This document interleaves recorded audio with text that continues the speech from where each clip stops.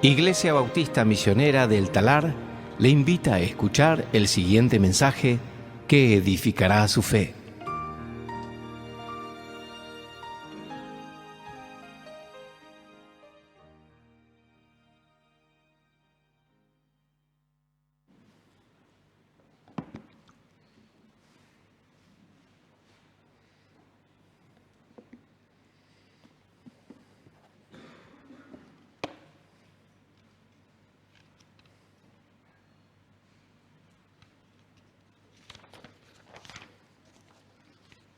Vamos a abrir nuestras Biblias a Esther, capítulo 4. Esther, capítulo 4 en esta mañana. Y ver esta cuarta escena de esta historia maravillosa que hemos estado estudiando ya por algunas semanas. En la Biblia Dios afirma que Él mismo es soberano. Dios afirma que Él es providente, que Él está en control del universo, que Él está en control de las naciones, que Él está en control de personas, de circunstancias, de eventos, aún de la acción de cada ser humano. El Salmo 103, 19 dice: el Señor ha establecido su trono en los cielos y su reino domina sobre todo.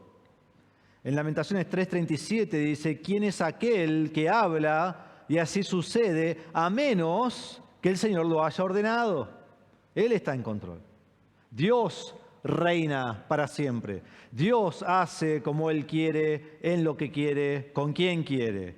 Dios es antes de todas las cosas, ha creado todas las cosas, sostiene todas las cosas y es después de todas las cosas, de eternidad a eternidad. Y determina las naciones, determina sus fronteras, determina sus tiempos, determina todas las cosas. Es más, en Daniel 4 nos dice que Él actúa conforme a su voluntad. Dice 4:35 de Daniel: todos los habitantes de la tierra son considerados como nada, mas Él actúa conforme a su voluntad en el ejército del cielo, y entre los habitantes de la tierra nadie puede detener su mano. Ni decirle: ¿qué has hecho? Nadie lo puede hacer. Entonces nadie ni nada puede frustrar, puede cambiar, nadie ni nada puede alterar el propósito de Dios. En Job 42:2 dice: yo sé que tú puedes hacer todas las cosas y que ninguno de tus propósitos puede ser frustrado. Entonces, hermano, no importa lo que nosotros hagamos, no importa cómo actuemos, el plan soberano de Dios se cumplirá. Yo haga cosas buenas o cosas malas, decisiones correctas, decisiones incorrectas, elijo alabar al Señor, elijo pecar contra el Señor, no altera el propósito de Dios. En absoluto, nada, cero. No podemos frustrar ni resistir el propósito de Dios. Él tiene control absoluto y final sobre todo lo que ocurre. Lo que Él determina será. Y en este libro hemos visto muchísimo la soberanía y la providencia de Dios que está en acción. Él ha movido cada escena que hemos visto hasta capítulo 3 y lo va a seguir haciendo. Él ha determinado cada detalle, Él ha establecido a quién quiere, dónde quiere para hacer su voluntad. Dios ha sido, lo hemos visto providencialmente, quitando a la reina Vasti de su lugar, recuerdan, en capítulo 1. Lo hemos visto establecer a Esther, donde cada lugar que va y cada cosa que hace haya gracia y favor delante de los ojos de todos los que la ven. Nosotros hemos visto que Dios providencialmente estableció a Esther en lugar de Vasti. Hemos visto providencialmente que Dios convierte a Mardoqueo en héroe y al mismo tiempo no le da la recompensa que él merece, aunque sea todavía, no se la da. Vemos providencialmente que Dios engrandece a Amán. Y dice: no, el rey lo engrandeció. Sí, Dios determinó que el rey engrandezca a Amán. Dios engrandece al enemigo de los judíos. Un agageo de los amalecitas, alguien que Dios podría haber destruido en Éxodo. Alguien que Dios podría haber destruido en 1 Samuel. Alguien que Dios dijo: por generaciones ustedes lucharán contra ellos. Y aquí vemos, siglos más tarde, esta lucha entre la tribu de Benjamín y Amalek. Y Dios providencialmente usa a Amán para que él astutamente y diabólicamente tome un plan contra los judíos para matarlos. Dios no está en control de algunas cosas, Dios está en control de todas las cosas. Y ningún evento en todo este libro que vamos a ver se escapa de la mano de Dios. Y no es que Amán hace una jugada y entonces Dios dice, tengo que hacer esta jugada. Después Amán viene por acá y hace esto y Dios dice, y Dios va bailando al ritmo de Amán. No, no es así. Dios está en control de todo, de cada cosa. Nada le sorprende, nada le hace cambiar, nada le hace temblar. Dios no está en los cielos diciendo, ¿qué voy a hacer ahora? Mirá, Amán tiene el anillo de sellar del rey y Amán hizo un decreto irrevocable. ¿Y ahora qué voy a hacer? Y se está comiendo las uñas, se está transpirando y está mal. No, ese no es Dios. Si ese es tu Dios, lo siento por vos. En Salmo 2 al 4 dice, se levantan los reyes de la tierra y los gobernantes traman unidos contra el rey, contra su ungido, diciendo, rompamos sus cadenas y echemos de nosotros sus cuerdas. Y luego dice, el que se sienta como rey en los cielos se ríe. El Señor se burla de ellos. Dios no está ansioso en el cielo, Dios se ríe de sus enemigos. Nadie puede hacer nada en contra a Dios. Ellos actúan de acuerdo a su plan soberano. Entonces el Dios providente y soberano que vemos aquí en el libro de Esther es el Dios que controla todo el universo y las naciones y los individuos y que gobierna todas las cosas y todas las personas y todas las acciones de las personas, que mueve cada circunstancia de acuerdo a su voluntad y su propósito. Hermanos, es el mismo Dios hoy y Dios actúa de la misma manera hoy. Es el mismo Dios que te ha salvado. Es el mismo Dios que ha predeterminado desde antes de la fundación del mundo quién sería salvo. Es el mismo Dios que ha dado su Hijo por ti. Es el mismo Dios que gobierna y controla el universo hoy. Vos podés confiar que Dios es soberano y providente en tu vida, en tu nación, en este mundo. Y eso es algo que hemos visto y algo que seguiremos viendo en el libro. Pero a lo que quiero apuntar hoy es que aunque Dios es soberano y aunque Dios es providente, el hombre es responsable por sus acciones. La Biblia enseña las dos cosas. Dios está sobre todas las cosas. Todo lo que vos haces, Dios lo ha decretado, pero vos sos responsable por tus acciones. Vos no tenés a alguien diciéndote qué hacer. Aunque todo lo que harás es lo que Dios ha determinado. Vos sos responsable por lo que haces, porque nosotros podemos decir, Dios es soberano, Dios hace como quiere, lo que yo hago no afecta a su plan, entonces hago lo que quiero. Bueno, en cierta forma es verdad. Lo que vos haces no afecta a lo que Dios hace. Para nada. No cambia, no influye en su plan. Pero vos igual sos responsable por tus acciones. Yo soy responsable por lo que hago. Yo voy a estar ante el juicio de Dios basado en las acciones que yo tomé. Entonces, algunos ejemplos de esto. Nosotros vemos en la Biblia que Dios determinó que Jesucristo sería el Salvador del mundo. Desde antes de la fundación del mundo, dice 1 Pedro 2:20, porque Él, Jesús, estaba preparado desde antes de la fundación del mundo. Nos dice Hechos 2:23, este Jesús fue entregado por el plan predeterminado y el previo conocimiento de Dios. ¿Quién estableció que Cristo fuera a la cruz a morir?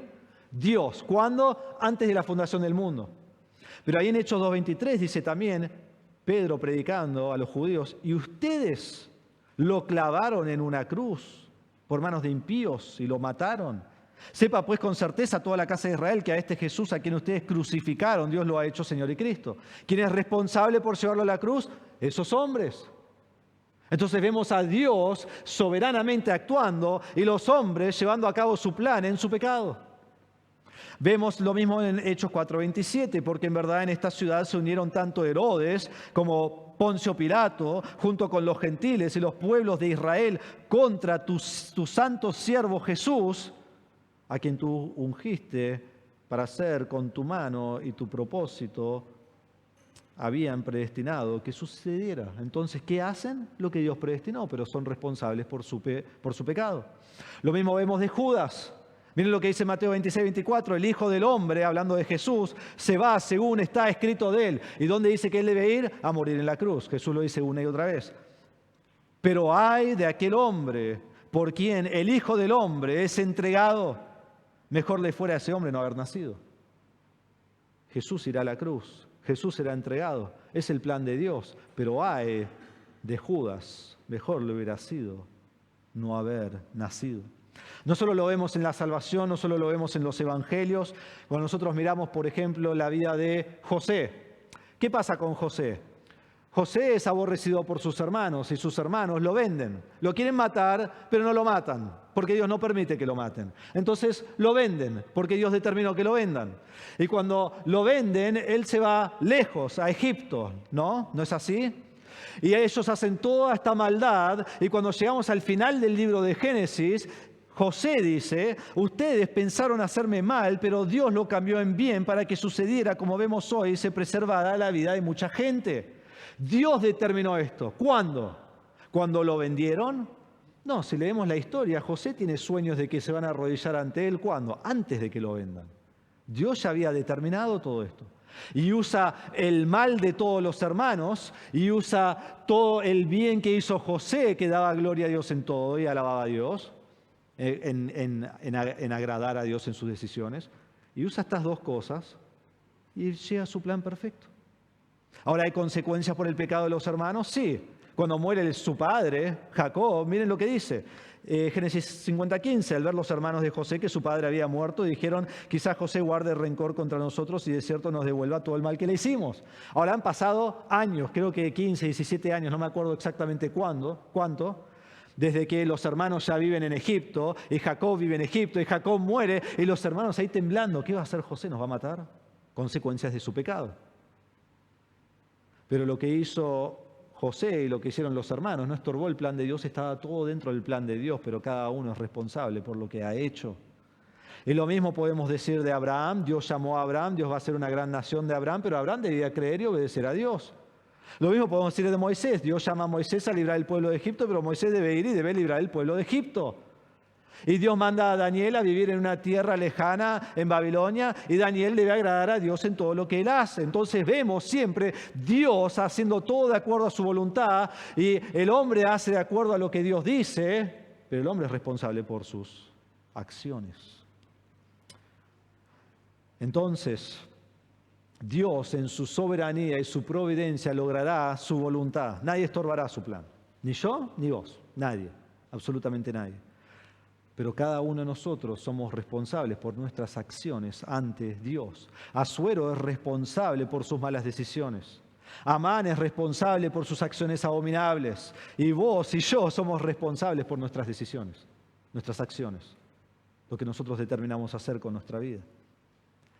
Y entonces el punto es que Dios hará su obra y logrará su obra por medio de ti o a pesar de ti. Pero lo que vos hagas no va a cambiar lo que Dios va a hacer. Pero sí es importante entender que la bendición es para aquellos que sirven a Dios con sus vidas. Sea haciendo un sacrificio vivo, como dice Romanos 12:2, que debemos ser un sacrificio vivo y agradable a Dios, o sea, dando nuestra vida por la causa del Señor, como tantos han muerto por Dios, y aún Esther tiene que poner su vida en juego por Dios. Debo servir al Señor con mi vida. Entonces Dios te ha establecido en el lugar exacto para hacer su obra exacta. Un autor dice así, me encantó sobre este capítulo, dice, la Biblia consistentemente enseña la teología de responsabilidad personal en armonía con dependencia divina. Nosotros somos responsables por nuestras decisiones y acciones, mientras que dependemos de Dios para actuar de acuerdo con su naturaleza y su soberanía.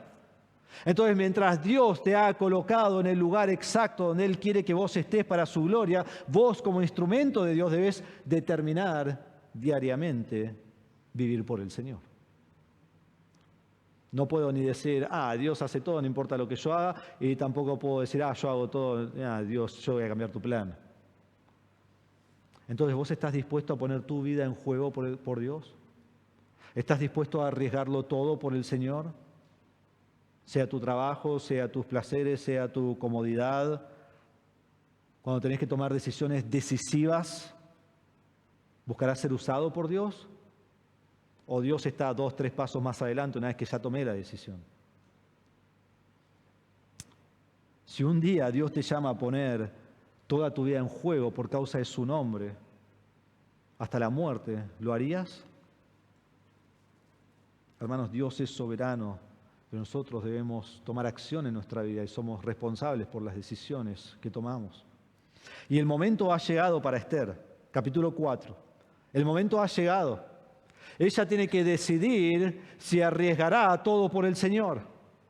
El momento ha llegado para que ella plante sus pies en un campo o en el otro. ¿De qué lado está? El momento ha llegado para que ella determine de qué lado está, para quién juega, cuál es su equipo, cuál es su ejército. Dios la ha establecido en el palacio como reina. Hasta ahora hemos visto en la narración que ha sido pasiva. La han llevado, la han traído, ha llegado a ese lugar. Ella no ha hecho nada, es pasivo. Está cómoda. Está guardando un secreto. El secreto es que ella es judía y nadie lo sabe. Y llegó el momento en el cual la raza judía, por decirlo en términos humanos, depende de ella. Depende de ella.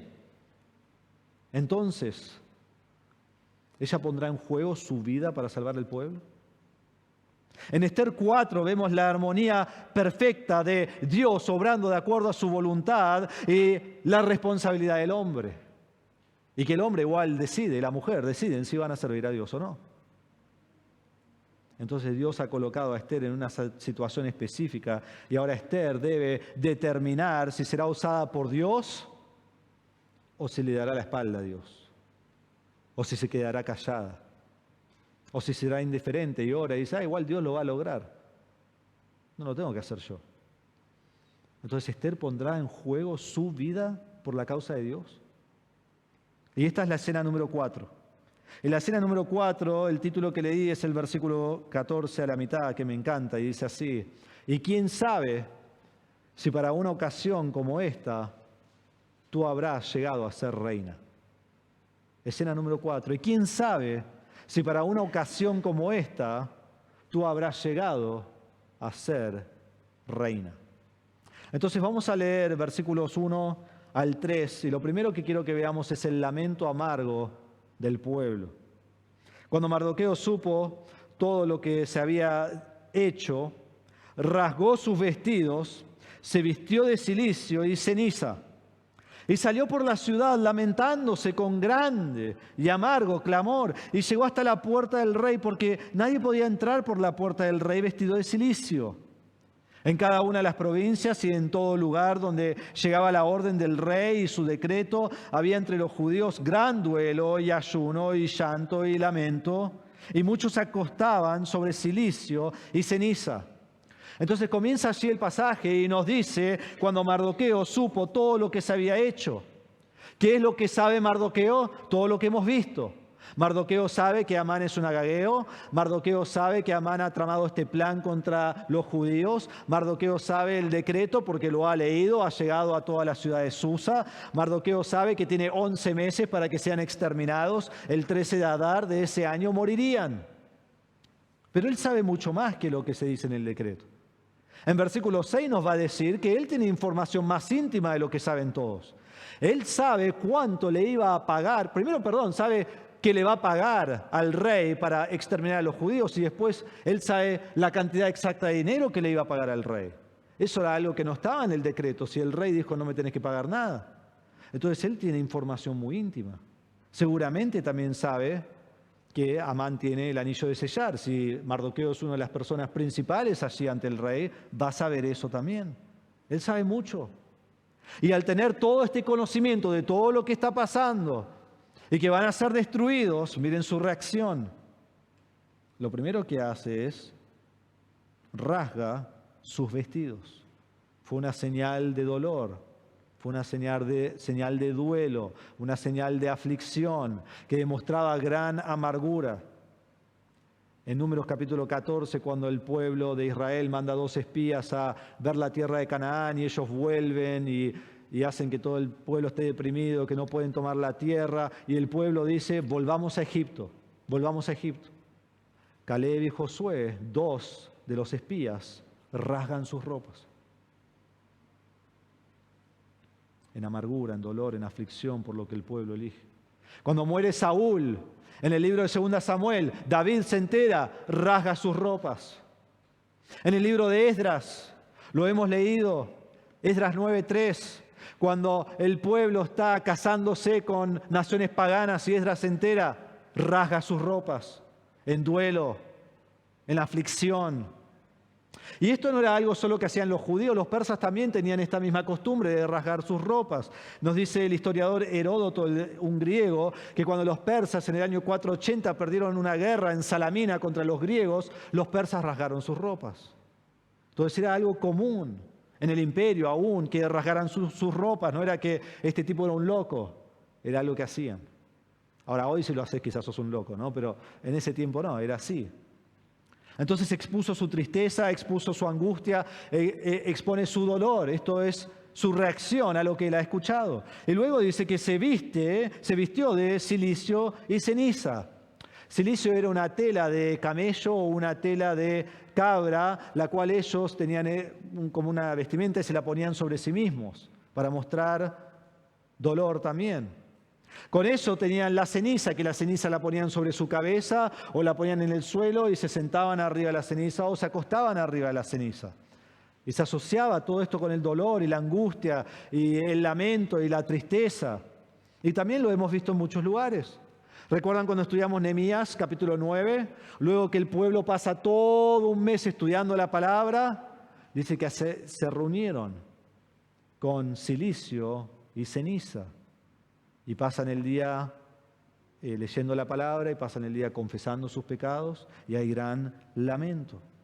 Cuando Jonás va a Nínive y llega a Nínive y él predica por 40 días, arrepiéntanse porque si no van a ser destruidos. Y el pueblo se arrepiente y vez tras vez dice, se vistieron de cilicio y ceniza, estos paganos que se convirtieron al Señor. En Jonás capítulo 3, versículos 5 al 9. Entonces vemos lo que está pasando aquí con Mardoqueo y vemos esta secuencia de agonía extrema donde primero rasga sus ropas, luego se pone esta ropa peluda encima de camello o de cabra y después se pone ceniza sobre la cabeza o en el suelo y se sienta sobre ellas. Esta era la forma en que ellos agonizaban. Y después nos dice versículo 1 y 2 que sale por la ciudad lamentándose. Ahora, esto no es para llamar la atención, esto es algo normal de su tiempo, lo que ellos hacían. Entonces sale con lamento y clamor, dice, grande y amargo clamor es con lo que él sale. Él está muy mal, él está angustiado, él está clamando en la plaza de la ciudad. Pero versículo 2 nos dice que él no entra por la puerta del rey. Ahora, ellos no debían entrar allí. Obviamente acá dice que era prohibido. No podía entrar a la puerta del rey así, vestido de cilicio y ceniza. No podía. La cual esto concuerda con Nehemías capítulo 2. ¿Se acuerdan de Nehemías? Cuando él está muy triste y va ante el rey dice, vos estás triste. ¿Y qué dice después? Nehemías tenía temor, porque él no debía estar triste ante el rey.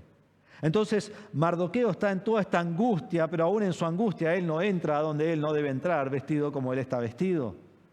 Y después de versículo 2 pasamos a versículo 3 y vemos la reacción de todo el pueblo.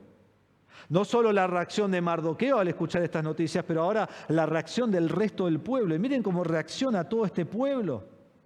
Esta noticia va llegando a todos los lugares en cada una de las provincias y en todo lugar donde llegaba la orden del rey y su decreto. Va llegando provincia tras provincia, pueblo tras pueblo, por todo el imperio de los persas. Y cada uno que llegó reacciona de la misma manera. Había entre los judíos gran duelo y ayuno, llanto y lamento. Muchos se acostaban sobre cilicio y ceniza. Entonces hay gran duelo, hay gran ayuno, hay llanto, hay lamento. También se están vistiendo de cilicio, están acostados sobre ceniza. Están mal. El autor quiere describir el terror que tiene el pueblo. Mardoqueo se lamentaba con gran clamor, con gran amargura. El pueblo está clamando, está en tristeza, está en duelo. Y por todo el imperio de Persia, lugar tras lugar, todo el imperio tiene judíos con gran dolor. Judíos en angustia. Y en su dolor se vestían de cilicio y ceniza. Y uno quizás pregunta, yo aunque sea me preguntaba, es ¿por qué no fueron a Dios? ¿Por qué no fueron a Dios? Y yo, aunque sea personalmente, creo que fueron a Dios. Porque dice aquí que ayunaron. El ayuno con los judíos siempre fue un acto espiritual de los judíos. Fue una parte de lo que ellos hacían en medio de su oración con urgencia, pidiendo la misericordia de Dios. Déjeme darle algunos ejemplos. También en Nehemías capítulo 9, versículo 1, luego de que leen la ley de Dios por todo un mes, el pueblo se juntó en silicio y ceniza y ayunaron ante Dios. 2 versículos más tarde, confesando sus pecados y adorando a Dios. En Nehemías capítulo 1, versículo 4, cuando Nehemías se entera que toda la ciudad ha sido destruida, han prendido fuego las puertas, han derribado los muros, y él dice, yo tengo que ir ante el rey, pero ¿qué es la primera respuesta que tiene? Ayuno y oración. Las dos cosas, dice versículo 1, 4 de Nehemías. En Esdras capítulo 8, versículo 21, Esdras va a volver de Babilonia a Jerusalén. Y antes de que él vuelva de Babilonia a Jerusalén, no menciona nada sobre la oración, pero ¿saben qué palabra se usa? Ayuno. Y escuchen lo que dice. Esdras 8, 21, entonces proclamé allí, junto al río Ahava, un ayuno para que nos humilláramos delante de nuestro Dios, a fin de implorar de él un viaje feliz para nosotros. ¿Por qué van en ayuno ante Dios en Esdras capítulo 8?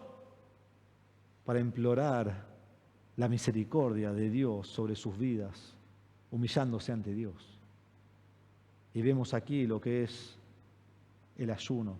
Y en tiempos de crisis el pueblo judío ayunaba. Y esto es algo que fue creciendo aún más después del exilio, cuando ellos vuelven. En Nehemías, en Esdras lo vemos mucho ahora. Y ya cuando llega Jesús ya hay que arreglar qué es el ayuno, ¿no? Jesús lo tiene que arreglar en Mateo capítulo 5. Pero en un tiempo de crisis el pueblo judío ayuna ante Dios y en su angustia y en su exterminación futura que viene en menos de un año, ayunan. Porque saben que solo un libertador, alguien que los rescate, un intercesor, alguien que apoyara al pueblo, alguien que pusiera su vida en juego por el pueblo puede salvarlos. Ellos no pueden hacer nada en sí mismos.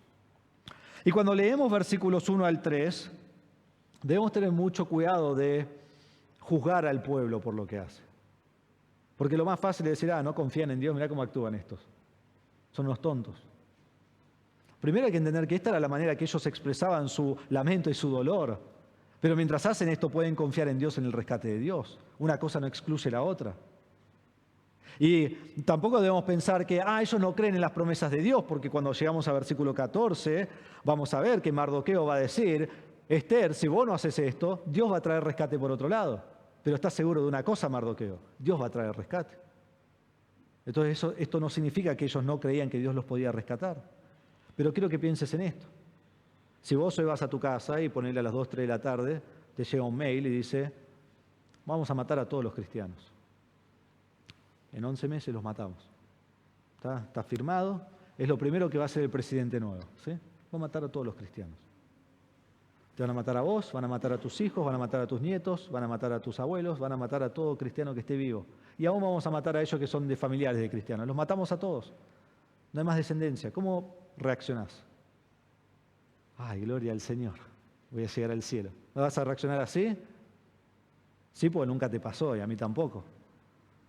Con angustia, con lamento. ¿Crees en las promesas de Dios? Sí, pero trae angustia, clamor. Vamos a estar gritando en nuestras casas por el Señor.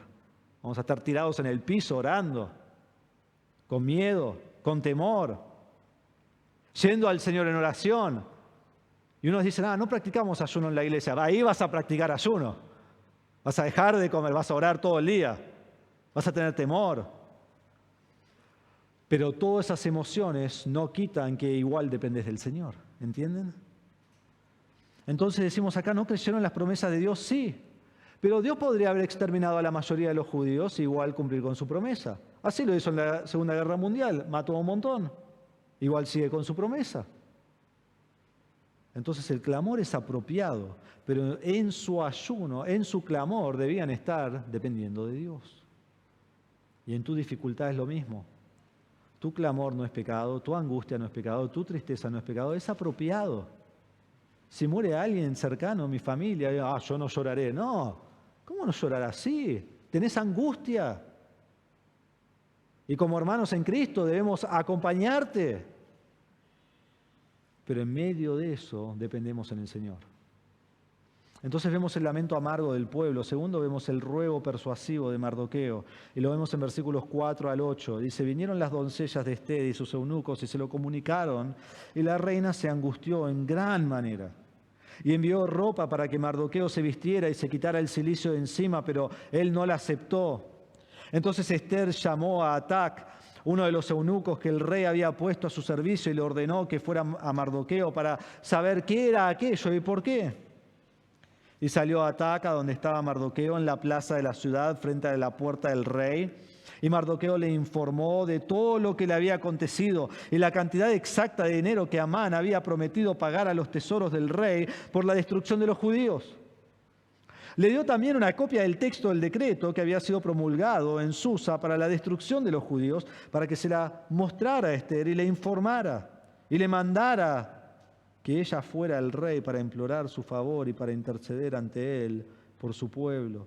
Regresó a Atac y contó a Ester las palabras de Mardoqueo. Aquí vemos que tenemos a Mardoqueo lamentándose fuera de la puerta, después habla de todo el pueblo judío, pero en versículo 4 es como que vuelve a lo que está haciendo Mardoqueo, ¿sí? Y vienen las doncellas, esas mujeres que se han dado a la reina para que sirvan a la reina, y vienen a ella y sus eunucos, también se le dieron hombres que sirvan a la reina, y dice, y se lo comunicaron. ¿Pero qué es lo que le comunicaron? En primera instancia quizás pensamos que le comunicaron el decreto del rey. Segundo, quizás pensamos, ella ya sabe el decreto del rey, es la reina, lo tiene que saber. Pero lo que vamos viendo en el texto es que ella no sabe nada. Y aún aquí lo que le comunican no es el decreto del rey, lo que le comunican es que Mardoqueo está haciendo una cosa de locos allá afuera. Está gritando, está clamando, está en angustia, está vestido de cilicio, tiene ceniza en la cabeza. Y se lo comunican. Y dice, la reina se angustió en gran manera. ¿Y por qué se está angustiando ella si todavía no sabe ni lo que está pasando? Dice angustia porque ve a Mardoqueo angustiado. Porque ve lo que él está haciendo. Y sabe que lo que viene tiene que ser grande, tiene que ser feroz. Y esta palabra grande ha sido fuerte ya en este pasaje. En versículo 4 nos dice que Mardoqueo se lamenta con grande clamor. La palabra es gadol en hebreo. El pueblo, luego en versículo 3, tiene gran duelo. La palabra es gadol de nuevo. Y ahora Ester tiene gran angustia. Pero la palabra cambia a meod, no gadol. Y muestra que su angustia es diferente. Esta es una angustia profunda, una angustia fuerte. El sentido de esta frase es que tiene angustia en temor, en terror, por lo que está por escuchar, por lo que está por saber.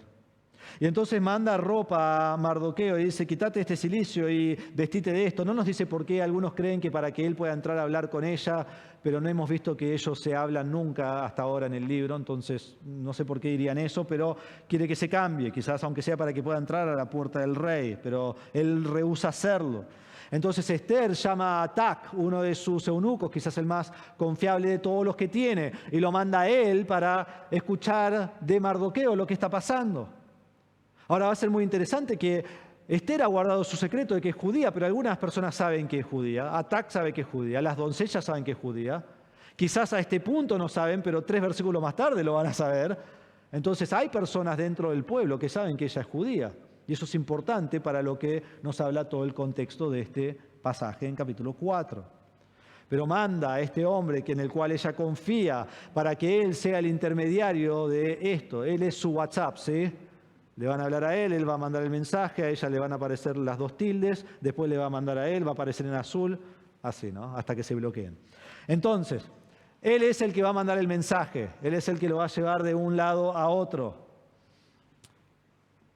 Y ven lo que dije recién, en 20 años van a decir, el pastor usaba WhatsApp, no, porque ni iba a existir. Eso es lo que pasa cuando tenemos estos mensajes y después se graban, ¿no? Entonces tenemos el informe de Mardoqueo en versículos 6 al 9. Atac encuentra a Mardoqueo en la plaza, en el lugar público, allí fuera de la puerta del rey. Y se salió Atac a donde estaba Mardoqueo en la plaza de la ciudad, frente a la puerta del rey. Y allí Mardoqueo le informa lo que está pasando. Dice que le informó todo lo que le había acontecido, la cantidad exacta de dinero que Amán había prometido pagar a los tesoros del rey por la destrucción de los judíos. Ahora, vayamos notando en la narración que Mardoqueo no está hablando, ¿sí? El autor está diciendo lo que le informó, ¿entienden? Pero no dice Mardoqueo dijo y te da la cita de lo que dijo Mardoqueo. ¿Ven eso? Entonces, él le está informando todo lo que pasó, todo lo que sabe. Lo del decreto y aún las cosas más íntimas que sabe. Mirá, le iba a aún pagar y mirá todo lo que le iba a pagar. Le dice el monto exacto de lo que le iba a pagar para la destrucción de los judíos. Entonces le dice cosas que aún no están en el decreto. Después Mardoqueo envía una copia con Atac del decreto y se le dio también una copia del texto del decreto que había sido promulgado en Susa para la destrucción de los judíos, para que le mostrara a Ester y le informara y le mandara que ella fuera al rey para implorar su favor y para interceder ante él por su pueblo. Entonces, aquí en versículo 8 vemos que Mardoqueo le habla a Atac y le dice, llévale este decreto para que lo lea, informale todo lo que yo te he dicho y mandala a rogarle al rey. Entonces le da estas tres cosas por orden de Atac. Y después vemos aquí en versículo 8 que vienen dos partes la petición de Mardoqueo. Primero le dice que vaya ante el rey, que implore ante el rey, que ruegue ante el rey. Algunas traducciones dicen que suplique su favor. Y eso es lo que lleva a esta frase, que suplique el favor y la misericordia de Dios ante ella y ante el pueblo. Que ella pueda persuadir al rey que tenga misericordia sobre ellos. Y después le dice ahí que interceda por el pueblo. Aquí está el pueblo que va a morir, aquí está el rey y aquí está la reina Ester. Y que ella vaya y sea la intercesora, la intermediaria del pueblo. Que busque al rey, que pida al rey su favor sobre el pueblo. Entonces en versículo 9 vemos que Atac lleva toda esta información y se la da a la reina. Y pasamos en versículo 10 al tercer punto, del lamento amargo del pueblo, al ruego persuasivo de Mardoqueo, a la decisión determinante de Ester. En versículo 10 dice, entonces Ester habló a Atac y le ordenó que respondiera a Mardoqueo. Todos los siervos del rey y el pueblo de las provincias del rey saben que para cualquier hombre o mujer que vaya al rey en el atrio interior, sin ser llamado, él tiene una sola ley, que se le dé muerte. A menos que el rey le extienda el cetro de oro para que viva.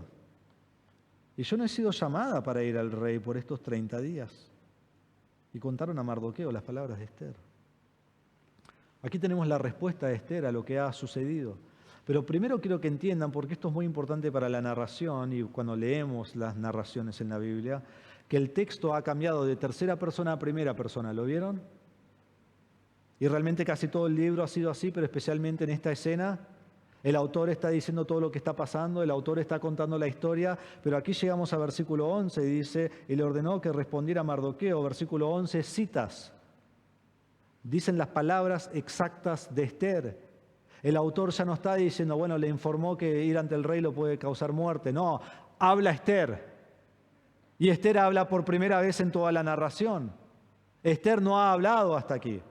Mardoqueo no ha hablado hasta aquí, en los primeros 3 capítulos, aún los primeros 4 capítulos. Y esto es muy importante porque el autor pasa de discurso indirecto, se llama, donde él va contando la historia, a discurso directo, donde él hace que las personas hablen. Y aquí habla Ester, y después habla Mardoqueo, y después habla Ester, y aún el intermediario es como que desaparece. Atac es como que ni está. Y hay varios intermediarios porque dice que ellos le responden y ellos llevan la noticia, pero es como que ellos no están allí. Y lo que hace el autor es que quiere que vos entiendas que en esta escena esta es la parte más importante de la escena. No quiere que te lo pierdes, quiere detener la escena, que vaya más lenta para que vos te enfoques y sepas lo que va a pasar. Para que vos sientas lo que ellos están sintiendo. Para que vos agonices con ellos, para que vos veas lo que está pasando por la mente de Ester, para que vos puedas percibir la tensión. Entonces la narración se detiene. Cuando tenemos discurso directo en narraciones, debemos prestar atención. Ahí es donde se detiene la narración y es lo que el autor quiere demostrar. Entonces este es el clímax de la escena, en versículos 10 y 11 en adelante. Y la pregunta es, ¿Esther será la persona que intercede por el pueblo? ¿Esther será usada por Dios para librar al pueblo? ¿O en su comodidad se quedará callada? Se quedará callada. Entonces la narración nos muestra los personajes de cerca como si estuvieran hablándose cara a cara. Y a veces si lo lees te perdés, pensá que están hablándose cara a cara, pero no. Sigue habiendo un mensajero. Entonces le dice ella en versículo 11, cualquiera que se acerque al atrio sin ser llamado, muere. Hay una ley para acercarse al rey. Y esa ley es, vos entrás y vos morís. Eso es lo que pasa. Esa es la ley. Eso es lo que el rey hará. A menos que el rey se sienta bien en ese momento y extienda su cetro y entonces te muestra gracia, misericordia y vos vivís. Entonces, ¿hay posibilidad de vivir? Sí, si el rey tiene ganas de mostrar gracia. Pero para saberlo, vos tenés que poner tu vida en juego. Para saberlo, vos tenés que estar listo para decir, si muero, muero, que es lo que ella va a decir, si perezco, perezco. Entonces, si ella entra ante el rey y ella no haya gracia ante el rey y está entrando y él dice, vas a morir, y ella le dice, no, era un chiste, rey. En realidad no quería entrar. O no, entré porque tenés ese mueblecito que hay que pasarle blem y lo vine a limpiar. ¿No? No puede hacer eso, ¿sí o no? O, pensé que te querías tomar algo y te traje algo para... No, si ella entra ante el rey y el rey no le extiende su cetro, muere. No hay no, me equivoqué, no me di cuenta. No. Y él es muy capaz de matarla. No solo esto, pero ella dice al final del versículo, y yo no he sido llamada para ir al rey estos 30 días. Por 30 días ella no se ha presentado ante el rey porque solo se presenta ante el rey cuando el rey la llama. Quizás el rey perdió favor con Esther. Quizás el rey se aburrió con Esther. O sea, por lo que sabemos del rey, sabemos que el rey no estuvo solo esos 30 días. Sabemos que el rey tiene un montón de concubinas, porque todas las mujeres que llamó al principio luego eran sus concubinas. Sabemos que el rey no tiene dominio propio, eso es obvio del capítulo 2. Entonces mujeres estaban ante él, pero no Esther. No Esther. Y la respuesta de Esther demuestra la gravedad de su situación. Y cuando leemos versículo 11, ella se está inclinando hacia un no. Yo no me voy a presentar ante el rey. No estoy teniendo conversación con el rey. No tengo una relación con el rey. Y si yo entro, voy a morir. Entonces le hacen saber esto a Mardoqueo en versículo 12 y contaron a Mardoqueo las palabras de Esther. Pero hermanos, imagínense por un momento Esther. Esther rápidamente, con todo lo que ha hecho Mardoqueo, se ha enterado que el pueblo judío, incluyéndola a ella, perecerá, morirá, serán destruidos. Perecerán en 11 meses, el decreto está hecho, el decreto es irrevocable, no se puede cambiar, no se puede alterar. Y Mardoqueo le dice, vos sos la solución. Vos sos el rescate, vos sos la persona que puede influenciar al rey y sos la persona que puede ir ante él, pero va a demandar todo de vos. Y es peligroso, demandará su vida. Puede ser su última decisión, puede ser su último respiro, pueden ser sus últimos pasos. Debe determinar si va a ir y cuando lo determina en el atrio, el rey va a determinar si ella vive o ella muere. Es riesgoso, es muy riesgoso. Puede costarle su vida. ¿Lo hará? ¿Lo hará? Bueno, lamentablemente esa es la historia. ¿Lo hará? ¿Vos lo harías? Eso es lo que tenemos que preguntarnos acá. ¿Yo lo haría? Porque yo no sé el final de mi historia. Yo arriesgaría toda mi vida por la causa de Dios sin tener certeza de que lo que hiciera serviría de algo, porque ella no tiene la certeza de que va a servir lo que hace. Este es su dilema y este es el lugar en el cual Dios tantas veces nos coloca para probarnos. Allí puso a Abraham, el hombre que esperó 25 años por su hijo, y después Dios un día le dice: levántate temprano mañana y anda a matarlo a tu hijo. El que esperaste por 25 años, el hijo de la promesa, el hijo en la cual se basa todo lo que Dios prometió en Génesis 12, 15, 17, anda a matarlo. Así puso a Ananías, Misael y Azarías cuando ellos debían arrodillarse ante la estatua del rey Nabucodonosor o morir en el horno de fuego. Allí puso a Daniel cuando por 30 días no podía orar a nadie más que el rey, y si no moriría en el foso de los leones. Y uno dice: sí, pastor, pero todas esas veces no murieron. Entraron al horno de fuego, estaban ahí pasándola bien, contando chistes, no les pasó nada. Va Daniel al foso de los leones, acariciando a los leones, no le pasó nada. Esther, yo ya sé la historia, ella no va a morir. Pero tantos otros murieron, hermanos. Juan el Bautista murió. Pablo murió. Pedro murió. Los apóstoles los mataron. Los primeros cristianos los quemaban vivos. Los reformadores mataron a algunos. Puritanos mataron a otros. Y en esta escena lo que me viene a la mente es Jim Elliot, que dio su vida y murió antes de que haya ni una persona salva en Ecuador, entre los indios a los cuales ministraban. ¿Valió la pena? Claro, sí, porque vemos el resto de la historia. Pero sin saber el fin, Dios te prueba para que tomes una determinación. ¿Pondrías en juego tu vida por el Señor? Y si determinaras dar todo por el Señor hasta la muerte, ¿por qué no lo haces en vida? ¿Por qué no vivimos hoy así?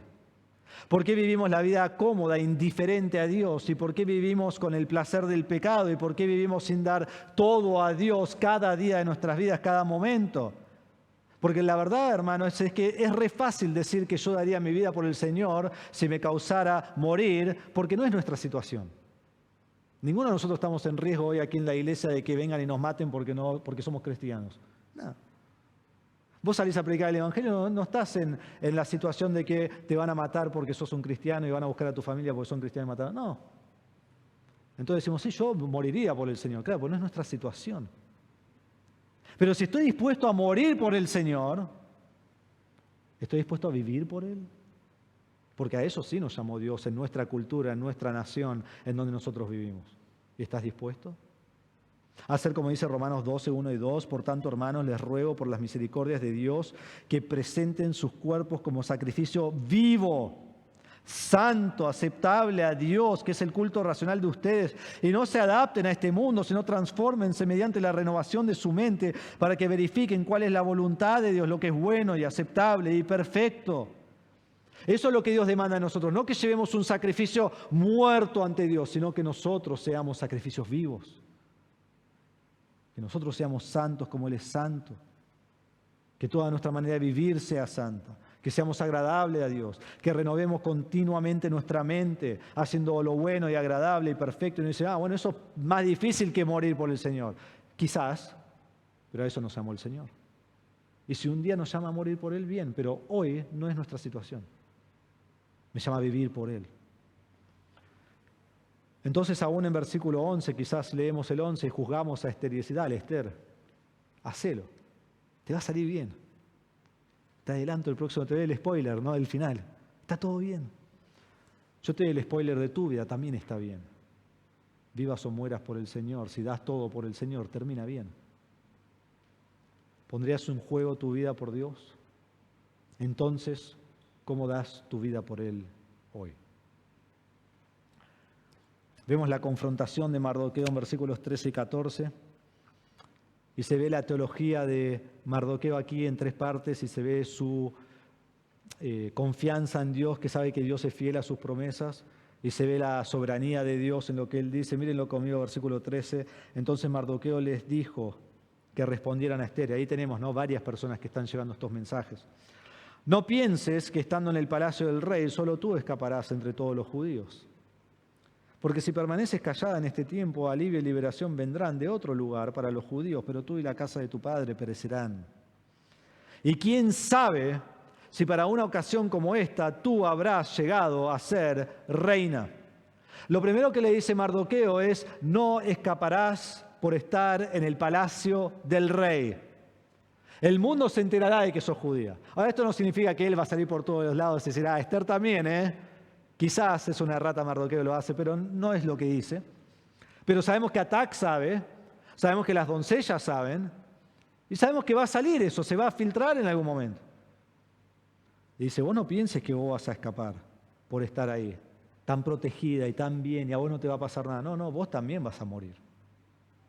No tengas esa falsa seguridad, nadie va a escapar, este edicto. Todos los judíos van a morir, es ley. Pero luego le dice, porque si permaneces callada en este tiempo, alivio y liberación vendrá de otro lugar para los judíos, pero tú y la casa de tu padre perecerán. Esther, quiero que sepas esto, liberación va a venir. Dios ha prometido que nos va a liberar, pero vos vas a morir. Casi le da una profecía, ¿no? Vos vas a morir. Y toda tu familia.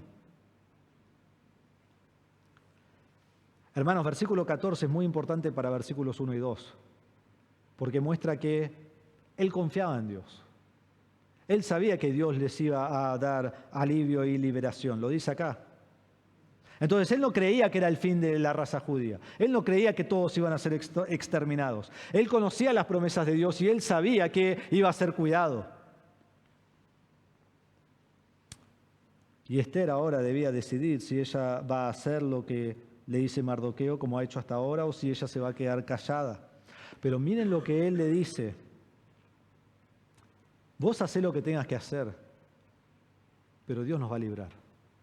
Dios nos va a librar. Liberación vendrá sobre el pueblo judío, alivio caerá sobre nosotros. Vos hagas lo que hagas, no te preocupes, no vas a cambiar el plan de Dios. La decisión de Esther a nivel humano no haría nada, porque Dios ya determinó que él sería fiel a su pueblo. La acción de Esther no frustraría el plan de Dios. Mardoqueo le dice, vos podés ser usada o Dios lo puede traer por otro lado. Decidí si vos querés ser parte del plan de Dios o no. Hermanos, Dios logrará su soberana voluntad por medio de Esther o a pesar de Esther. Eso es lo que le está diciendo. Entonces, aquí no es que ella decide si Dios hará su voluntad o no. Eso es incorrecto. Aquí ella decide si ella será usada por Dios para hacer su voluntad o no. ¿Entienden la diferencia? Entonces esto es así en nuestras vidas, hermanos, es exactamente igual. Dios tiene un plan perfecto, Dios tiene un plan predeterminado, Dios tiene un plan que Él logrará. No lo frustrarás, no lo frustraré, pero vos no decidís si se hará la voluntad de Dios, vos decidís si serás usado para hacer la voluntad de Dios. Entonces te pregunto, ¿serás usado y gozarás de todas las bendiciones de ser usado por Dios con fe en Él y a veces aún poniendo tu vida en juego y aún quizás te lleve a la muerte, o decidirás estar cómodo, dejando que otros sean usados? Total, Dios hace la obra. Y hermano, te perdés de todas las bendiciones. La obra se hace igual, por medio tuyo o a pesar de vos. Pero vos te perdés las bendiciones. Si Esther hubiera dicho que no, la historia sería diferente, el libro se llamaría otra cosa, pero Dios hubiera dado la liberación igual. Y todos diríamos, no seas nunca como Esther. Hermanos, determinemos dar nuestras vidas por completo a Dios. Seamos usados para su obra en la iglesia con excelencia. Seamos usados para compartir el Evangelio en nuestro trabajo, en nuestro barrio, en donde estemos. Seamos usados para ser de testimonio como luz y sal a todo lugar que vayamos. Seamos santos en toda nuestra manera de vivir. Prioricemos a Dios en cada decisión, en cada acción, en el uso de nuestro tiempo. No vivamos indiferentes, no vivamos cómodos, sino dando a Dios todo lo que tenemos, porque Él nos ha salvado con la preciosa sangre de su Hijo. Y hay hermanos que viven perdiéndose bendición tras bendición, tras bendición, tras bendición. Mientras que otros cada día ponen su vida por el Señor en vida y en muerte. Cada momento, cada momento, cada momento. Y tienen lluvias de bendición. Lluvias. ¿Cuál sos vos? ¿Cuál es Esther? Bueno, vamos a verlo, versículo 14. Llegamos a esta pregunta principal, la tercera pregunta o el tercer, en cierta forma, declaración, porque es una pregunta retórica. La tercera declaración que vemos de Mardoqueo. Y quién sabe si para una ocasión como esta tú habrás llegado a ser reina. ¿Quién sabe? Bueno, les digo un secreto, nosotros sabemos que llegó para este motivo. El lector sabe que llegó para este motivo. Si has escuchado esta serie, todos los que la han escuchado saben. Toda persona que llega a esta pregunta en este texto no dice, ¿y será que la estableció ahí? No, es una pregunta retórica. Obvio que es para eso que ha sido establecida ahí. Dios ha movido a Esther para que llegue a ser reina. Y si miramos los años en el que estamos, han pasado 5 años y no se ha dicho nada sobre Esther. Y de repente la narración empieza a hablar de Esther de nuevo en este momento. La razón de su posición es obvia. Dios la ha establecido ahí para ser usada y debe poner su vida en juego para salvar al pueblo. Dios soberanamente coloca a quien quiere donde quiere para traer a cabo su propósito divino.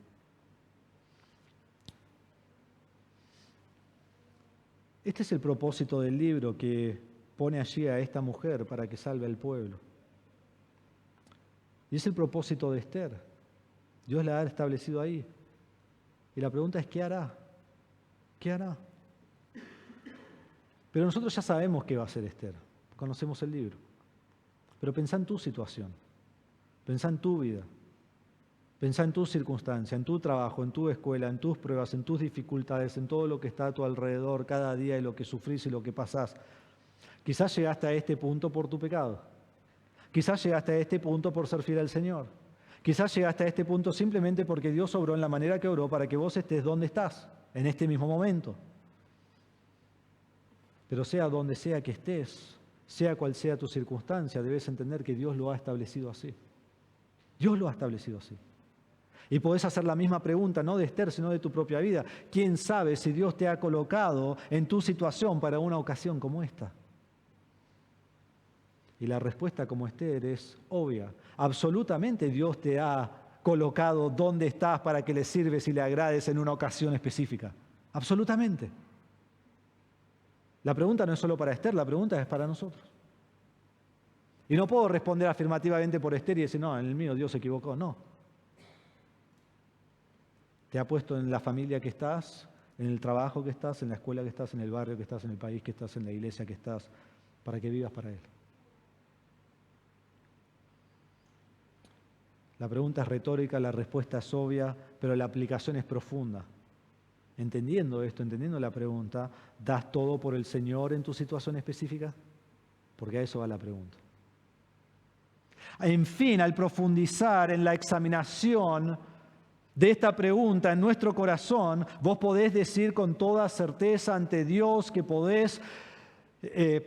que ponés toda tu comodidad y tus placeres a un costado para servirle con todo lo que sos, aún si incluyera arriesgar tu vida por la causa de su nombre. ¿Podés decir eso? Allí debe llegar Esther. Y en su primera respuesta no está allí. Está en ley, muerte, no lo puedo hacer. Entonces vemos en versículos 15 al 17 la determinación culminante de Esther. Y Esther les dijo que respondieran a Mardoqueo. Ve, reúne a todos los judíos que se encuentran en Susa y ayunen por mí.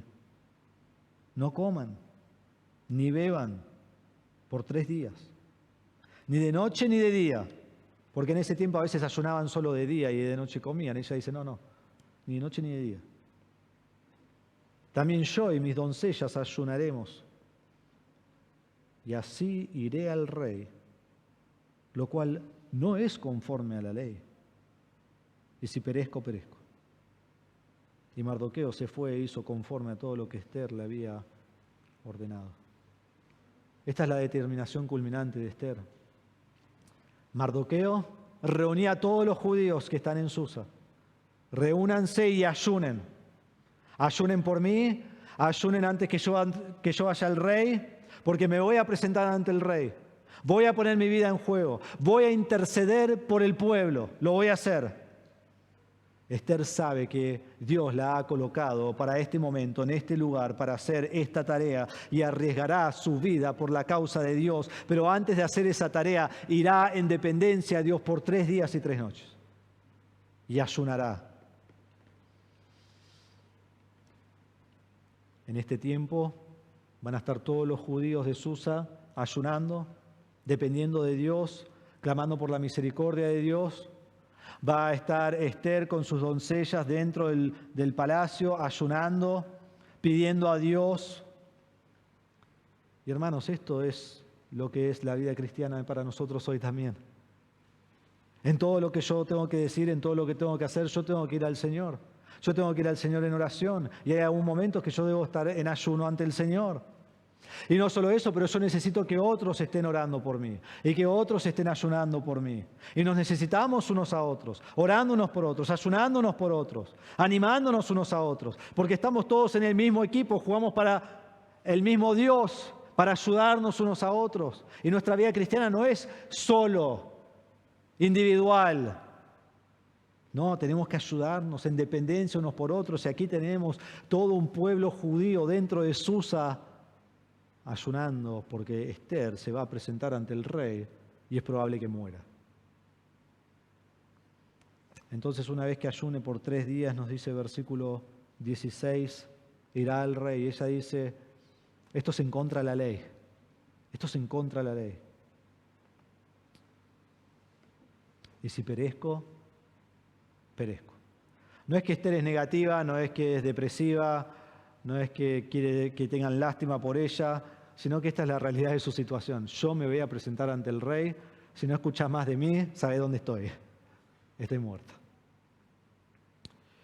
Pero está dispuesta a poner su vida en juego para salvar al pueblo.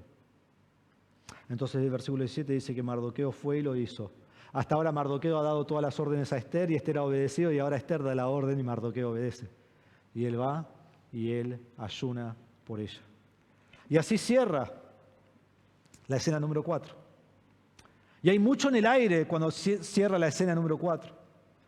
Esther ha decidido ser un instrumento en las manos de Dios, ser usada por Dios. Pondrá en riesgo su vida. No sabe si va a vivir, no sabe si va a morir, no sabe si servirá de algo lo que hace, pues realmente no lo sabe. Hay un suspenso terrible. Hemos visto la escena número 3. Eso no se ha resuelto. Eso está todo en el aire. Todos los judíos deben morir. Hay un decreto que no puede ser revocado. Capítulo 4. Ahora Esther arriesgará toda su vida. Podrá morir por lo que hace. Y aún así ir ante el rey. Él puede concederle gracia o no. Pero imagínense que ella va ante el rey y el rey le concede gracia. ¿Y ahora qué? Si el rey ya dejó que se haga algo irrevocable, él no puede cambiar ese decreto. Entonces, ¿de qué sirve que ella vaya ante el rey? ¿Cómo va a salvar Dios a este pueblo? Porque va a la máxima autoridad, pero la ley que se dio va por encima del rey. En fin, hermanos, al dar tu vida por el Señor, debes confiar en Dios, que Él es soberano sobre tus circunstancias, sobre tu situación. Ella no puede poner en acción el fin, Dios lo va a hacer. Ella solo tiene que hacer lo que Dios la ha llamado a hacer. Y eso es ir ante el rey. Y así es en nuestra vida. Por ejemplo, yo voy a predicar el Evangelio. Yo no puedo hacer que esa persona sea salva. Pero Dios me llama a predicar el Evangelio. Él se va a encargar de eso. Entonces Dios hará su propósito divino, lo logrará. Vos y yo tan solo debemos determinar ser usados por Dios como instrumentos en sus manos. Y eso sí, tenemos que decir nosotros mismos si lo vamos a hacer. Entonces, hermano, ¿estás dispuesto a ser usado por Dios como instrumento en sus manos? 3 cosas. Primero, debes confiar en Dios, en su soberanía y su providencia. Debes confiar en su soberanía y su providencia. Segundo, debes determinar cada día dar tu vida por el Señor. En todo lo que haces. En cada aspecto de lo que haces. Y tercero, debes estar preparado, porque si un día el Señor te coloca en una situación en particular en la cual debes determinar dar tu vida por Él o no, poner tu vida en juego por Él, debes hacerlo aunque te cueste todo. Y para algunos será que no mueren, como Lutero. Puso su vida en juego, se presentó ante una corte que le dieron un salvoconducto por el cual hace 100 años antes Hus había muerto de la misma manera. Y él va y le dicen, ordena tus cosas que te vamos a matar, lo secuestran los amigos. Él no muere por exterminio del gobierno. No, él muere como mueren las personas normales, ¿no? Por alguna enfermedad, por lo que sea, vejez. Pero al mismo tiempo William Tyndale vivió un poco después de él y él fue ahorcado, quemado, explotado. Pero ese no es el punto es si yo estoy dispuesto a dar mi vida por el Señor. Y la realidad es que si hoy no estás dispuesto a vivir por el Señor diariamente, la respuesta de dar tu vida por el Señor es obvia. Tampoco lo harás. Hermanos, Dios logrará su soberana voluntad. Punto. Aparte, la pregunta es, ¿lo hará por medio de ti o a pesar de ti? Como instrumento de Dios, determina dar tu vida por Dios. Porque quién sabe si Dios te ha salvado y colocado en tu situación en particular para una ocasión como esta. Vamos a orar. Padre, damos gracias por tu palabra. Damos gracias que tu palabra es clara, que es profunda, que podemos indagar y aprender los principios que tú tienes para nosotros. Cuánta riqueza en este pasaje, cuánta convicción en el corazón en este pasaje. Y Padre, así como hemos hablado en todo el mensaje, yo no puedo determinar por nadie si va a vivir para el Señor o no. Y este mensaje solo de tu palabra que viene de mi boca tampoco lo hará. Necesitamos la obra del Espíritu Santo en el corazón de cada uno. Te pido que obres en nuestros corazones. Te pido que nos des convicción en nuestro corazón. Padre, tú no eres una parte de nuestra vida, tú eres toda nuestra vida, del cual fluye todas las demás partes de lo que nosotros hacemos. Que ese sea nuestro anhelo. Que en cada respiro, en cada acción, en cada cosa que hacemos, seamos un instrumento en tus manos. Que nos esforcemos para tu gloria. Entonces para nosotros quizás no es morir por tu causa. Puede ser, como viene el mundo, no sería nada extraño en nuestro país que sea así pronto, pero hoy no es así. Pero sí es que seamos un sacrificio vivo. Entonces en mi propia vida soy santo como Dios es santo. Hago lo que agrada a Dios en todo lo que hago. Me esfuerzo por el Señor. Y como compartiremos de la cena del Señor, Él ha dado todo por nosotros, yo doy todo por Él. Padre, tú nos has puesto en el lugar exacto donde estamos y harás tu voluntad. Harás tu voluntad por medio nuestro a pesar de nosotros. Pero te ruego, Señor, te pido que obres en el corazón de cada uno y que determinemos que cada día vamos a dar todo por el Señor. Y que nuestra oración no sea que Dios haga su voluntad a pesar de mí, sino por medio de mí. Y las bendiciones vendrán. Pueden ser materiales, podrían ser materiales, pero más que eso van a ser espirituales y va a ser algo increíble. Y Dios va moldeando mi corazón, moldeando mi mente, moldeando mis acciones y voy viendo la bendición de Dios en mi vida y es algo increíble. Pido, Señor, que uses tu palabra en esta mañana para la gloria de tu nombre. En el nombre de Jesús lo pedimos. Amén.